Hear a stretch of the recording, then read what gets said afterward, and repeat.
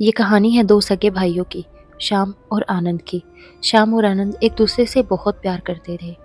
श्याम के परिवार में उसकी पत्नी, उसका बेटा अर्जुन और उसकी छोटी बेटी चिंकी थी। श्याम का परिवार काफ़ी अच्छा था।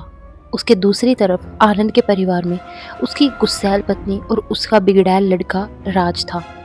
यूँ तो श्याम और आनंद एक दूसरे से बहुत ज़्यादा प्यार करते थे, लेकिन परिवार की परिस्थितियों के कारण उन्हें अलग होना पड़ा। लेकिन उनका प्यार एक दूसरे से अलग नहीं हुआ। अक्सर आनंद की पत्नी आनंद से ये शिकायत करती थी कि तुम्हें उससे दूर रहना चाहिए। क्या कभी उसने हमारी मुसीबत में हमारा साथ दिया है? वो इतना अमीर है, लेकिन क्या मजाल है वो कभी हमें पैसे की एक थोड़ी सी भी मदद कर दे। एक दिन अर्जुन अपने पापा के गले आकर लग जाता है और अपने पापा को अपनी नौकरी की खबर देता है। अर्जुन एक बहुत ही मेहनती लड़का था। उसने अपनी मेहनत और पढ़ाई लिखाई से अपने आप को इस मुकाम तक पहुंचाया था कि वो एक अच्छी और बहुत ही बढ़िया नौकरी का मालिक था। तो आगे चलकर इस कहानी में एक नया मोड़ आता है। ये बात सुनकर जो श्याम होता है वो अपने भाई आनंद के पास जाता है और उसे गले लगाकर कहता है कि भाई देखो, तुम्हारा और मेरा सपना पूरा हो गया, हमारा बेटा नौकरी लग गया। वहीं दूर खड़ी आनंद की पत्नी ये सब सुन रही थी। उसे अंदर ही अंदर गुस्सा और जलन हो रही थी कि आखिर ये इतना कामयाब कैसे हो गया। वो राज को कहती है कि तुम्हें पता है, वो श्याम का लड़का नौकरी लग चुका है और तुम यूं ही हाथ पर हाथ धरे बैठे रहना, हम गरीब के गरीब ही रह जाएंगे।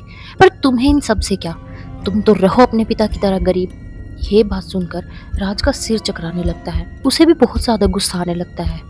वो ये सोचता है कि शायद वो रह ही जाएगा गरीब। अगले दिन राज का बर्थडे होता है। उसका बर्थडे मनाने के लिए सब के सब आते हैं।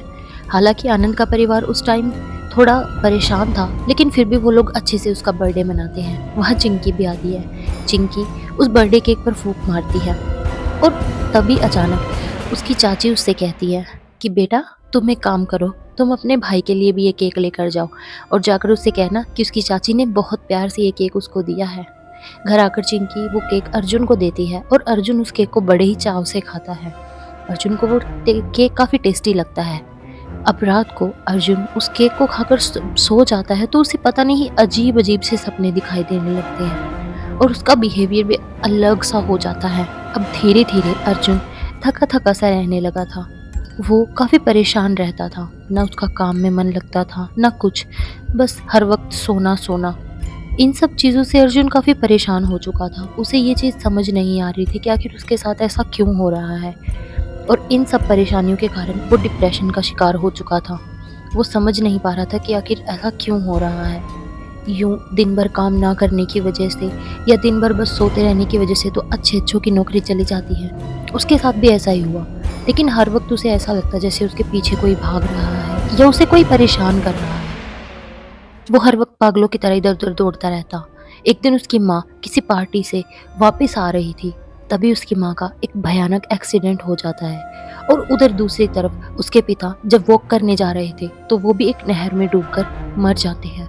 यूँ एक साथ अपने माता पिता की मौत देखकर अर्जुन तो बौखला सा जाता है। उसे समझ नहीं आ रहा था कि वो क्या करे। ये था भी बहुत अजीब चीज़, एक साथ दोनों माँ बाप का मर जाना। अर्जुन अंदर ही अंदर टूट चुका था। उसे कुछ समझ नहीं आ रहा था कि भगवान ने उसके साथ एकदम से ये क्या कर दिया। कहाँ वो इतना खुश था, कहाँ उसकी नौकरी लगी थी और आज कहाँ वो सिर्फ और सिर्फ अकेला रह गया है। जब वो घर जाता है तो वो देखता है कि चिंकी किसी चीज़ के साथ खेल रही है। वो चीज़ें दिखने में बहुत ही भयानक और बहुत ही अजीब सी चीज़ें थी। अर्जुन चिंकी से पूछता है कि चिंकी बेटा ये बताओ तुम्हारे पास ये चीज़ें आई कहाँ से। चिंकी बहुत ही ज़्यादा मासूम छोटी सी बच्ची, वो उसे कहती है कि भैया आपको याद है मैं राज भैया के बर्थडे में गई थी, उस दिन चाची जी ने मुझे जो केक दिया था उसके साथ मुझे उन्होंने ये भी दिया था और कहा था कि ये खेलने की चीज़ें हैं पर तुम इनके बारे में किसी को बताना मत। तो भैया मैंने इन्हें छुपा कर रखा और मैंने किसी को भी नहीं बताया। अब राज को धीरे धीरे समझ आने लग गया था कि ये सब क्यों हो रहा है। अर्जुन अब बहुत ज़्यादा परेशान हो चुका था। उसे पता चल चुका था कि इन सब चीज़ों के पीछे उसकी चाची का ही हाथ है। उसकी चाची ने ही उसके परिवार को कुछ करवा दिया है। वो परेशान होकर एक बाबा जी के पास जाता है और उन्हें अपनी सारी कहानी बताता है। बाबा जी उसके सर पर जब हाथ फेरते हैं तो वो सारी कहानी समझ जाते हैं कि ऐसा क्यों हुआ। वो उसे कहते हैं कि भगवान पर भरोसा रखो बेटा, सब ठीक हो जाएगा। और बाबा जी अपनी दिव्य शक्तियों से ये चीज़ों का पता लगा लेते हैं कि आखिर उसकी चाची ने ही किसी ढोंगी और किसी पाखंडी के वश में आकर ये सारा काला जादू करवाया है। उसी ने किसी पाखंडी को पैसे देकर उसके परिवार, उसके माँ बाप और उस पर काला जादू करवाया था। काले जादू की वजह से ही उसके सारे परिवार का सर्वनाश हो गया। बाबा जी उसे कहते हैं, बेटा तुम चिंता मत करो, तुम्हारी आत्मा सच्ची है, तुम्हारी श्रद्धा सच्ची है तो भगवान तुम्हारे साथ कभी कुछ गलत नहीं होने देंगे। बाबा जी ने अपनी शक्तियों से वो सारी उल्टी शक्तियाँ उसके बेटे राज में भर दी। राज शराब पीने लग गया और वो बहुत ही ज़्यादा खूंखार और खतरनाक हो चुका था। जो बुरी शक्ति अर्जुन के पीछे लगाई गई थी अब वही राज के पीछे लग चुकी थी, क्योंकि बुराई का अंजाम तो बुरा ही होता है। राज धीरे धीरे पागलों जैसी हरकतें करने लगा। वो बिल्कुल पागल सा हो चुका था।